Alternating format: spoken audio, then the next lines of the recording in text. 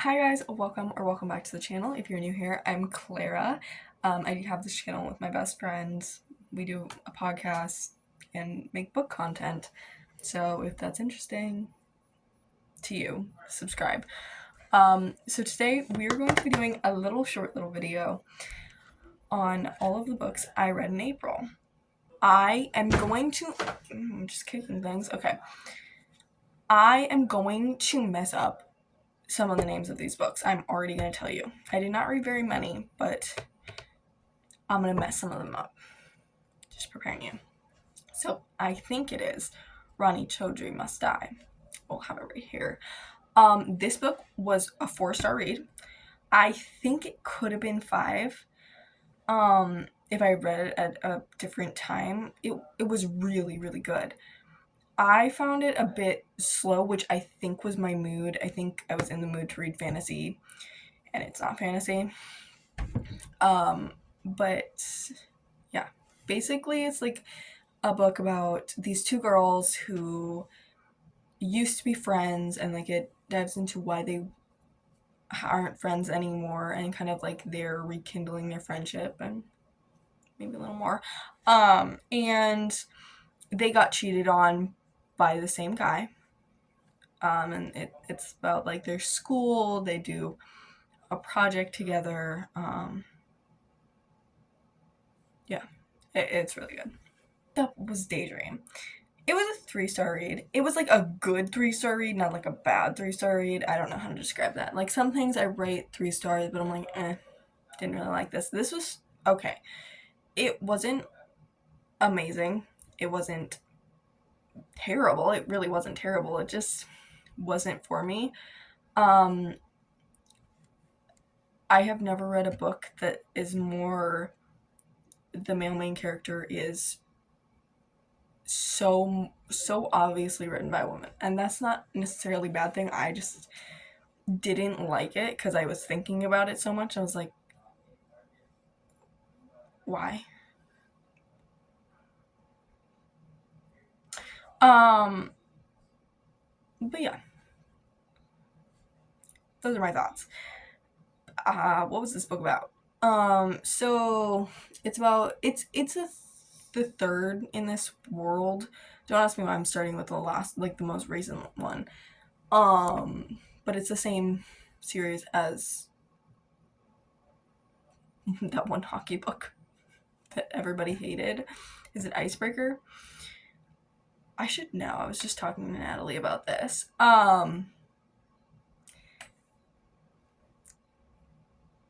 Yeah.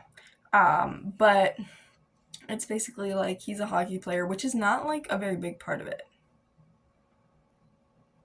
Like it's a very small part of it. And she like works at a bookstore and trying to figuring out her life. They're in college. So yeah, there was nothing like the plot was there, but it wasn't like a very obvious plot. I don't know how to describe it. Like not one that I can be like, here's what happened, here's the idea. Okay, moving on. I read A Court of Mist and Fury. It was 3 stars. This was I it was better than A Court of Thorns and Roses, which was horrible. It was fine. It I read it. I'm not sure. I can't read the next one. Like it's not enjoyable. Like I eventually will finish the series, but it is taking me so long because I hate her writing. I despise it. I cannot stand it. It just drives me insane, and I don't even know. I don't even remember what this book was about. Like I remember small things that happened, but I don't know. Ugh. I have nothing to say about that. Bad, don't read. Next was Three Dark Crowns. I did like it. There was something about the writing that I just wasn't very connected to the characters. It took me out of the story a little bit. So if you're somebody who really cares about like feeling a connection to the characters, you might not like this. I don't really care. This was a 4-star read. It was good. I haven't read the next one. I'm not in a fantasy mood right now, I don't think. Um, 3 queens who are born into this world. They're triplets. They're sisters. One of them will become the queen. So they're like enemies, but they're like maybe not gonna be.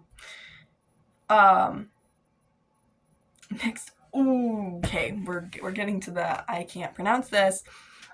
A cask of Amontillado. Amontillado. By Edgar Allan Poe. That one.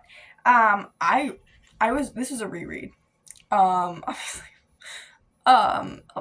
Everything. I haven't read everything by Edgar Allan Poe, but I've read a lot of it. I was gonna write a paper. Have yet to do that for school.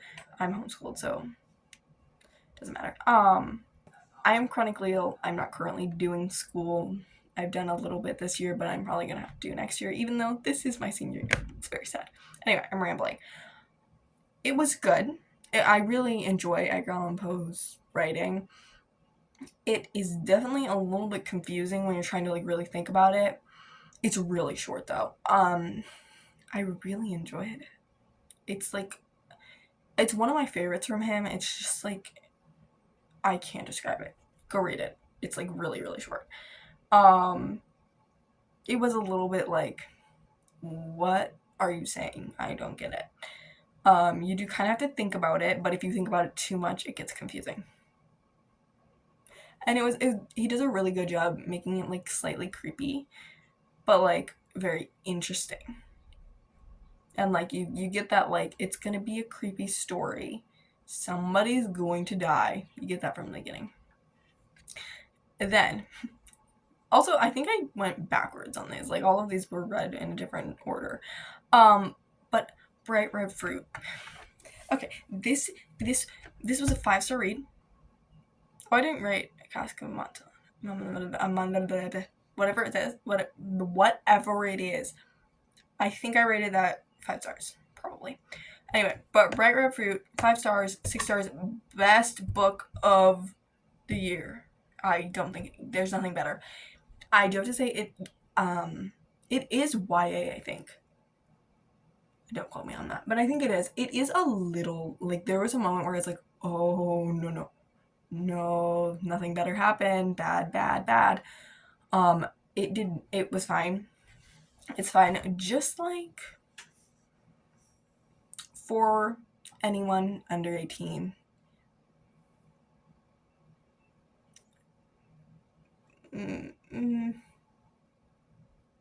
I wouldn't say no. I'm not one of those people who's like, no. But I am like, it was definitely a very good story and teaches a good lesson, but it is very creepy and a little scary, and I could not have read it at a younger age.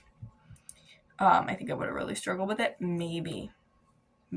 I also just think the world is ending. Not really, but like where I'm at currently with our world might have some to do with whatever. It's about this girl. Oh, it is a poem book. It's a book of poems, but like there are some poems that could be read completely by themselves and make sense, but some of them would.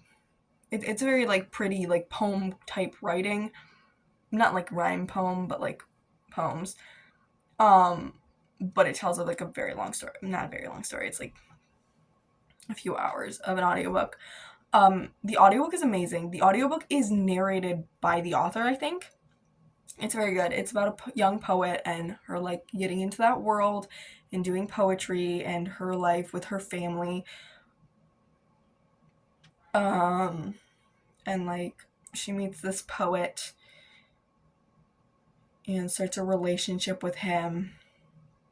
And there's a lot about that. It's so good. I love that book. I love it. I need to read everything by this author. I was also getting into poetry before I read this, so I really like it. If you're not a poem person, you might not. But I think that it's a really good book and that everybody should read it. That's all I'd say. Okay. Then I am currently reading, what am I reading? I will pop it up on screen. I'm currently reading whatever this is. Actually 2 different books. I mean, it's, today's the 30th. I will not be finishing them by tomorrow. But these are the books I have started. And I will theoretically finish next month. But yeah, those were the books I read in April. All right, well, those were the books I read in April. I hope you guys enjoyed today's video. If you did, please like, subscribe, and comment. Let me know what you read, what I need to read, all of that good stuff. And yeah, me and Natalie should have some content out soon. We've just been like busy and my health is bad and she's like doing so much and it's like the end of the year.